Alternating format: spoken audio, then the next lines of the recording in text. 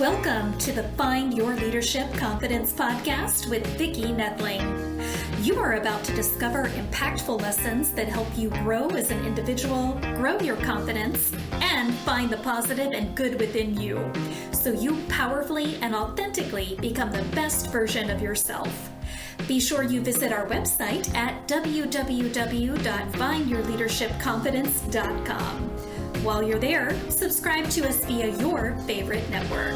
Now tune in, get ready, and enjoy the journey of emerging as a leader of exception in the 21st century. Welcome everyone to the Find Your Leadership Confidence podcast. I'm your host, Vicki Nedling, coming to you from Roswell, Georgia. The goal of this podcast is to take topics and guests that will help you grow your business and take it to the next level. Today, I'm very pleased to have Mike Acker as my guest today. Let me tell you a little bit about him. So Mike is an executive communication coach, a keynote speaker, and the author of 10 books, including the bestselling Speak with No Fear and the upcoming Speak with Confidence. Oh, that's kind of perfect for you to be here, published by Wiley. Mike is a recognized expert in communication and executive presence. Mike passionately coaches business professionals to lead and speak with confidence. In presentations, he entertains and inspires audiences using stories of growing up as a son to drug smugglers who turned missionaries.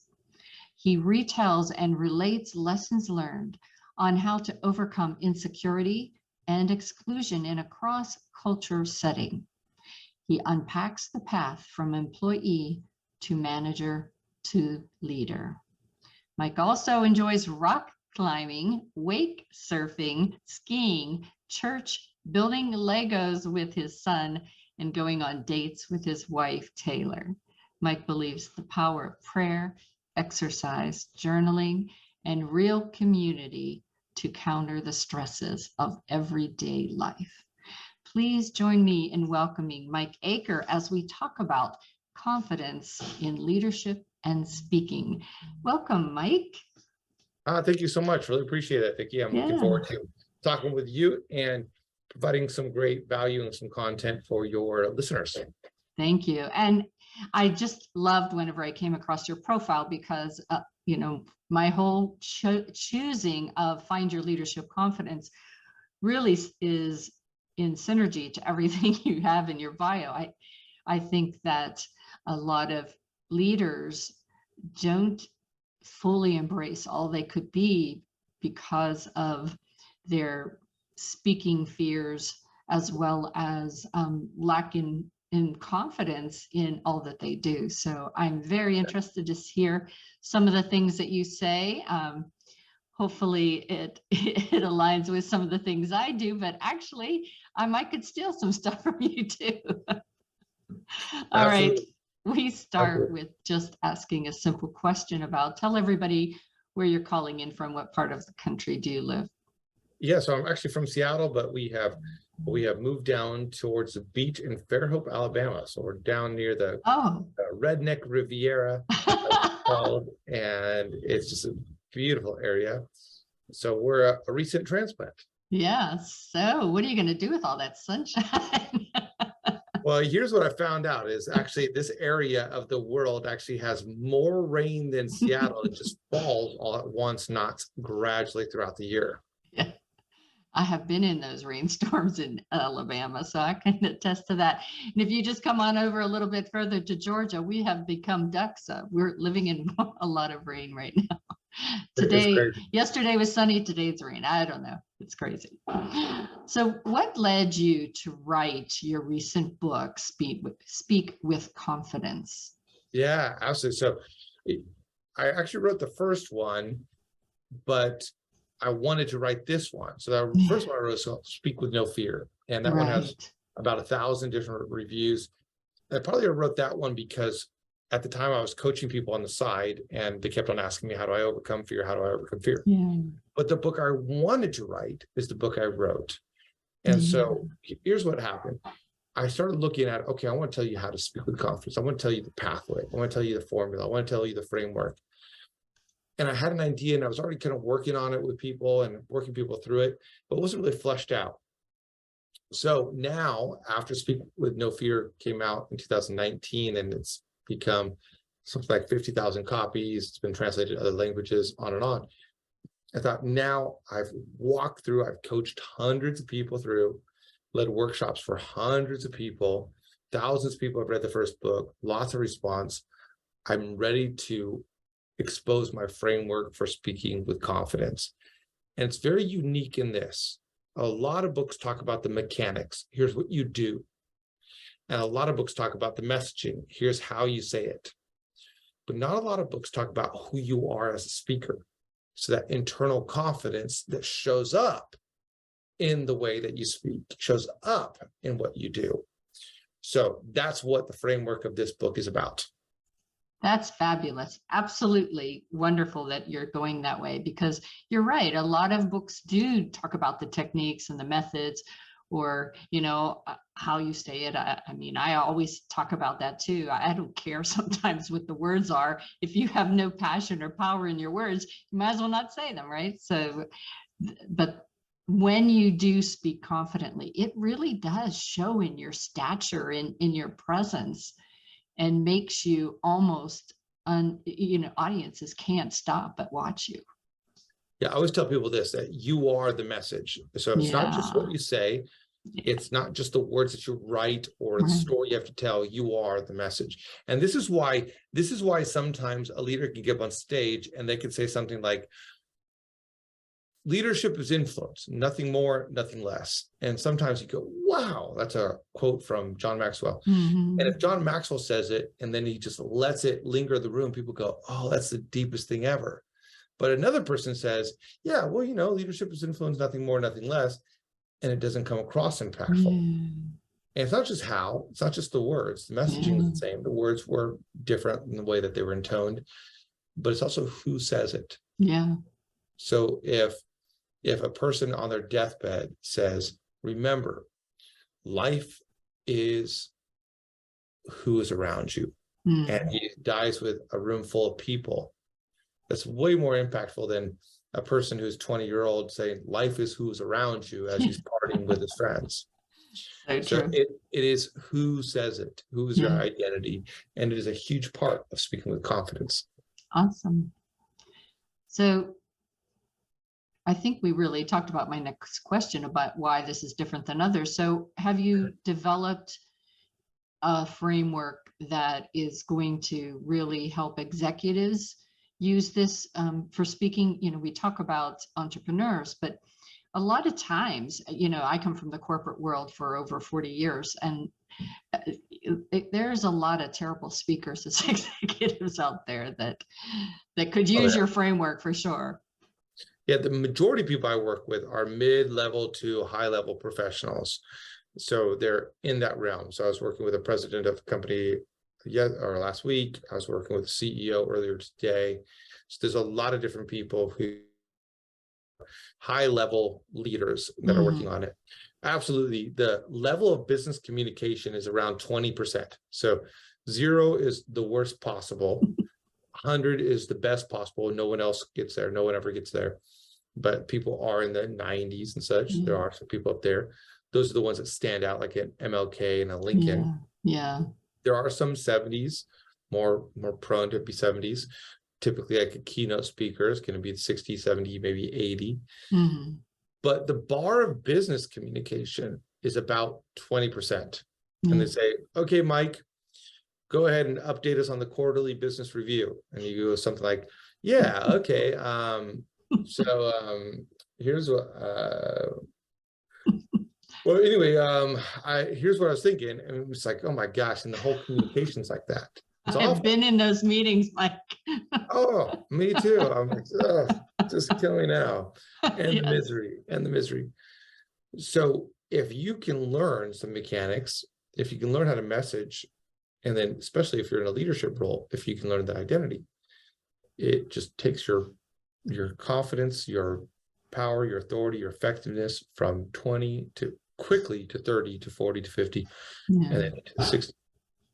Yeah, I know. I have been in meetings where it's almost like they wanted to get everything said as quickly as they could, almost as if maybe you won't hear any mistakes I'm making or something.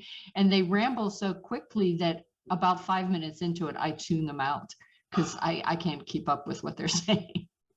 Yeah, in the book, when I talk about skills, and I try to really make it different than other books on skills, so I use a lot of imagery. So I think about how when you're driving down the street, when you're driving down the street in your car, there's actually a lot of noise around you. You don't realize it though, because you tune it out. Your mind is wired to program out just the routine, systematic, air-conditioned, white noise, lawn mowing, if that's the lawn mowing day, another noise. And it's so that your mind can tune into the important aspect. So if you turn your mind into, or if you turn your words into something where you're speaking at the same pace the entire time, like this, or like this, or like this, Yes. it doesn't matter.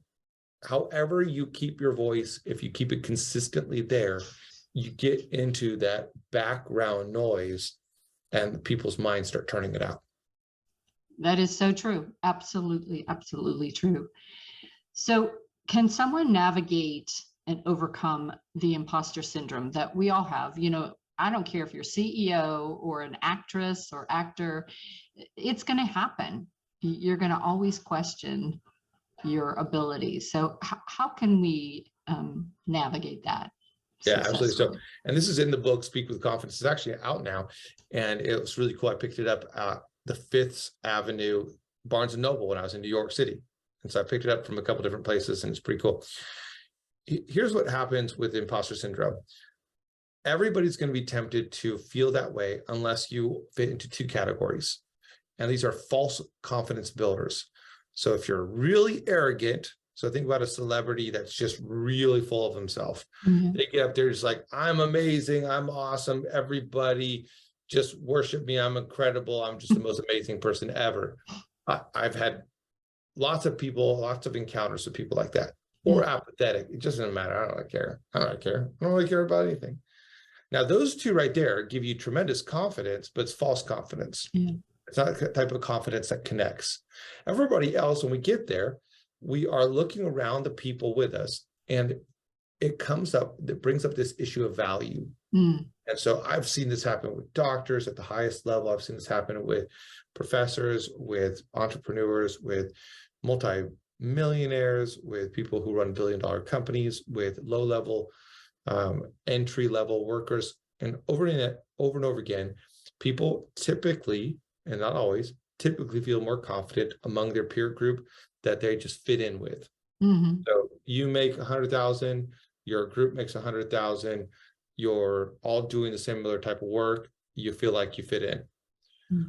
But you're an entrepreneur and you go into a group of established entrepreneurs and you're brand new and you're barely making it. And these people are hitting 100 figures, or sorry, not 100 figures, 6 figures every month. And all of a sudden you're like, whoa, who am I? Or you just got promoted into a new level and everybody else has the manager or director or principal or executive level. And you just, for the first time, have that. You start wondering if you're worth it. So communication does two things. And when I'm working with people one-on-one or in workshops, I say that communication there's barriers that it breaks. So if you are here, you're down here, you're level 2 and you want to get to level 4, communication can help you break it. But a lot of people are at level 4, level 5, or whatever level of leadership, but they feel like their communication is subpar. Or sorry, they feel like their worth is subpar. And so communication can bring that up. They're at a level 6 of leadership. They're level 4. They feel like a level 4. So they feel like an imposter. They feel like they don't match up. Communication can provide that boost. Imposter syndrome, what is it? It's basically the sense of, do I have the same value as the people I'm going into a room with? Do I match up? Do people see me as someone that's worth? Do I fit in? Am I included? Am I part of this group? And then in the book, I talk about 5 different levels, 5 different ladder rungs that you can climb up to really reestablish the value that you have. So Can you give us maybe the first two rungs? Just tease us with that. Yeah. I just didn't want to I didn't want to keep on going and going if you want to go a different way. Yeah. So here's ultimately the thing. And there's 5 different rungs of a ladder. So imagine it. Now, here's what's important. You don't need the lower rungs to reach the higher rungs of value. So if you think about the ladder of value, climbing up in value, the lowest rung on the ladder of value is what you have. Okay. So for example, I go in and I have a family member who is really high up there in wealth, extremely up there. And not only that, but they hang out with people that are some celebrities and that are extremely high up there. If I said their names, you'd be like instant worldwide recognition. I don't know these people, but they know these people, my family member. So it can be easy to fall into like, oh my gosh, they have this, they have this, they have this, they have this, they have this. I don't have that. And so we look at the possessions, the wealth accumulation, the houses, the cars, the income, and we measure our value. These people, going back to the example I used earlier, are making 6 figures a month. I'm struggling. I don't have as much value. Okay. Right. That bottom rung value is valuable. You cannot say that having money and houses and cars is not valuable. It is. But here's the reality is you don't have to have that to have higher rung value. Yeah. And even though that's valuable and it brings some value to you, it is the lowest rung value. That means that I can confidently be in a room with a Warren Buffett or Elon Musk. And if I have value in other areas, I can feel like I belong in the room with him. So what are the other areas? So the second one is where you come from. It's your pedigree. It's your association. So you go into a room, and I've done this before, and I go into a room with people who are all PhDs. I don't have a PhD. Most of them are from Ivy League or very prestigious colleges. Mine was just a small little college. And a lot of them come from inherited wealth. Now they're going to feel this value. They're going to feel value. And it does have some value. They have some connections that I don't have. They have this that I don't have. They have that value. That's why a lot of this whole Nepo baby thing is a big thing. You're talking about these people that value that they inherited from their celebrity star parents. Yeah. Absolutely is valuable. They have doors open to them that I don't. And that is valuable. But once again, it is low rung value. Here's the problem is a lot of people take this value ladder and they switch it up at the top and they go, it's what I have and it's where I come from. Oh, I don't care if that's what you have and that's all you have and you don't have the other ones, then you're actually lower valuable than a lot of people that I've met when I've gone to Africa and seen a child with these other values. So what are the other values? Let's go up to the third one. The third one, and I unpack this probably a lot better than you're doing a great job. I'm following you right away. I hope the audience is, but I'm following you right along. It's good. Well, if you want to go into it, you grab that book. I think it's like the 5th chapter or something. So the third rung value is what you've accomplished, what you've done. Okay, so regardless of what you had, and regardless of your starting point, what have you done? Yeah, I met this guy named Bernard when I was in Africa, and he had dug himself out of poverty, put himself through school, worked, done all these things. Okay, he'd accomplished something. Okay, now I've worked with a guy who is phenomenal in business, and he was on the road for 2.5 years selling his product, and he worked it so hard and made it big. So both of these people have done things. They've accomplished different things. I love listening to what people did in the pandemic. Some people, me too. They started this, they changed this, they did this, they took advantage of this, they went here. And some people didn't. And those who did that and persevered and took that as an opportunity to relaunch, redo something, they did something of value. You think about Elon Musk, if he stopped everything he's doing right now, he would have, sure, the wealth, sure, the pedigree that he has, but then also he would have that he built Tesla, among other companies. So you think about Jeff Bezos right here. He's accomplished a lot. Now it's not about the scale in the terms of the world, but what have you accomplished in terms of your life? What have you done? What have you get value from that? Okay, that's mid-ladder value. What have you done? Here's the top two. Fourth ladder value, what are you doing now?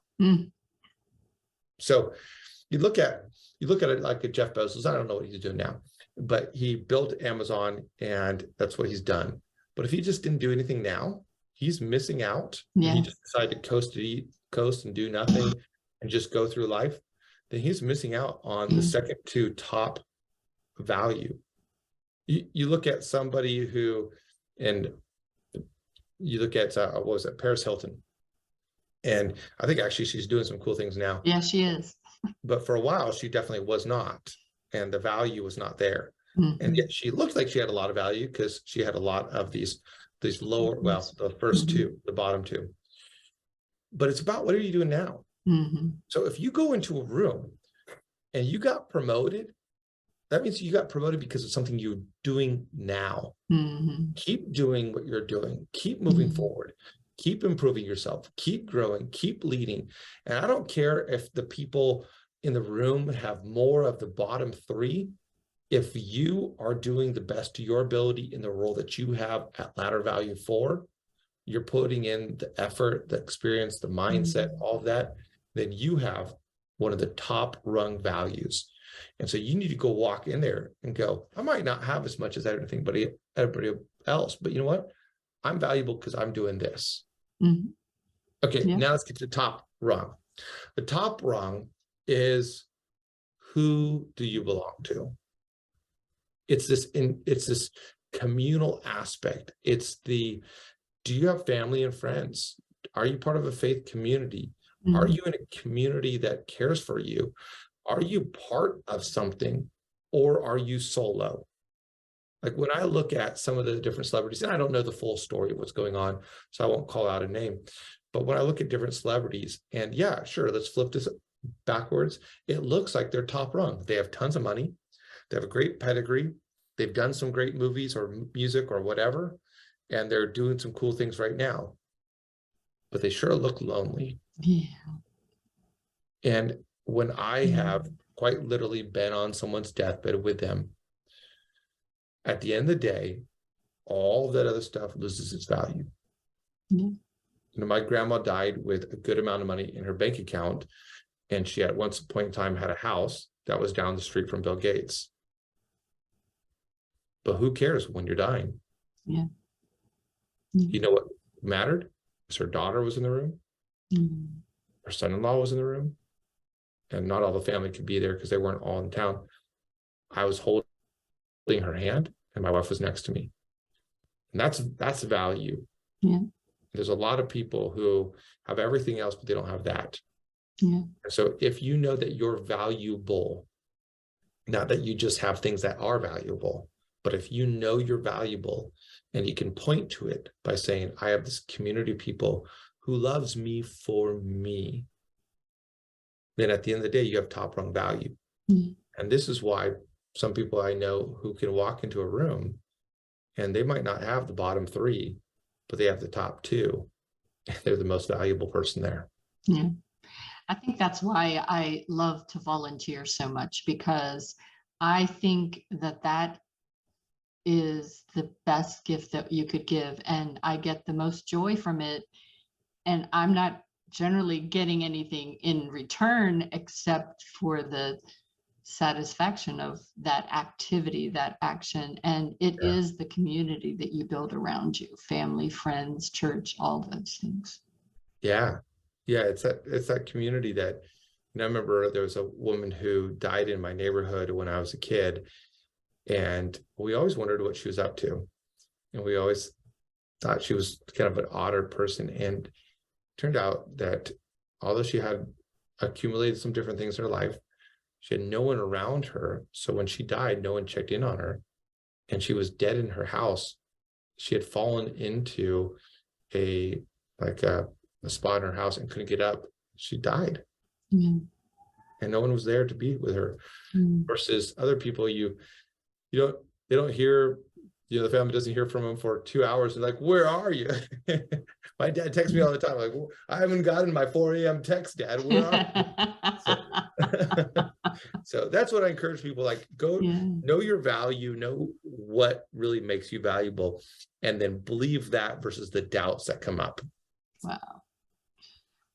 So this is really zoomed by. I can't believe we're already at the time where I need to just do your final question before the rapid fire. So how did growing up in a different setting in Mexico affect the communication and leadership skills that you have today? Yeah, so I did not pick up Spanish right away. And it took me a while. And then when I speak, people would laugh. And I was actually kind of more serious kid and sensitive kid. And so when everybody laughed, it changed how I viewed myself. And often I tell people, the way that you think people view you changes the way you view yourself. And so I changed the way I viewed myself and leaned into a different speaker identity. I became a class clown. And it wasn't really who I wanted to be. I was actually more of a teacher's pet, but I leaned into this class clown because the teacher didn't like that I was distracting, but I wasn't trying to be distracting. So I leaned out of that and leaned into this new identity. So it really changed me. And I had to overcome that and really, instead of letting others choose who I was, be the leader and be the speaker that I, in my mind, saw myself being. Yeah, super, super. I do a youth program as well, and well, several, but the one that I did last night, I had a group of 18 kids, and one of the speakers didn't want to speak because the last times the boys in the class laughed at her. Yeah. And so we got past it, but it's, as you say, and what I've seen over the last 11 years of working with these middle school, high schoolers is when they get nervous, they start to joke around and laugh and things. And instead of really recognizing and respecting the person that's up there, and you oftentimes see the shy ones that are willing to go outside of their comfort zone really excel faster than those that are truly who you thought would be the tremendous speakers right off, because they were too embarrassed or too afraid to be vulnerable in front of the class. So what you're saying is absolutely what I have experienced. Very true. Yeah. All right, it's time for rapid fire. Why do you think rejection is essential? Because rejection actually strengthens us. It makes us dig deeper into who we are. And that when we embrace it, we end up actually growing the right type of calluses, tough skin, and we can keep a soft heart, and it makes us unstoppable. Yeah, absolutely. You also frequently suggest people smile, pause, and breathe. Please explain why. Smile changes the way you feel, how you look, and how you see people, and how you sound. Pause gives you time to correct yourself. It gives you a moment to think about what's going to happen next. It eliminates fillers. Breathing allows you to calm your nerves. It causes your voice to sound better, and it's better for your overall well-being. Perfect. How can we filter criticism or perceived criticism? We can learn what we appreciate about ourselves instead of seeing ourselves just through the lens of others. We can then also listen to them and hear what we need to accept about ourselves and make peace with it. And we can take steps to improve what they say, even if we don't like it or we didn't like them. Yes. Sometimes you have to look at that mirror and really accept what you find. What advice would you have wished to give, was given to you, your 20-year-old self way back then? Don't accept the victim mentality. And don't, just because you don't feel like people are including you, doesn't mean it's not true, that's true. Very good. Well, it's time now for us to go ahead and share my screen. So if you are just listening in, then you're going to want to run and get your paper and pencil so that you can take down the website that I'm going to read for you. And those that are watching can do a screenshot. So Mike's website is mikeacker.com. That's mikeacker.com. Again, mikeacker.com. He's on Facebook, LinkedIn, Twitter, Instagram, YouTube. Searching mikeacker.com for Facebook, LinkedIn, Twitter, and Instagram. For YouTube, you want to go to Advance with Mike Acker. Advance with Mike Acker. And he is on eSpeakers. And I will let him tell you about what he has for you all.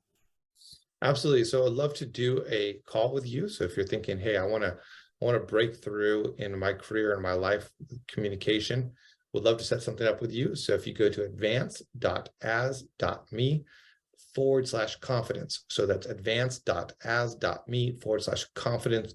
You can set up a schedule. We can talk through some of the communication challenges that you're coming across or leadership challenges. Fantastic. So again, that's advance.as.me/confidence. Well, it has been a real pleasure, and I am going to go out and get your Speak with Confidence book. I think it is fantastic, the things that we shared today. So much great insight and really telling it like it is. And we all need to grow in confidence and celebrate those little wins that we have that help us do so. So thank you so much. Everybody needs to make sure that you go to his website and take advantage of his gift as well. And as always, I remind everyone that life is a journey and it's up to you to enjoy the ride. This is Vicki Nettling signing off. Thank you for tuning into the Find Your Leadership Confidence podcast with Vicki Nettling, where we share impactful lessons that help you grow as an individual, grow your confidence, and find the positive and good within you so you powerfully and authentically become the best version of yourself. Remember to visit our website at www.findyourleadershipconfidence.com and enjoy even more great episodes like this one. Again, while you're here, subscribe to us via your favorite network. We look forward to seeing you next time on the Find Your Leadership Confidence podcast.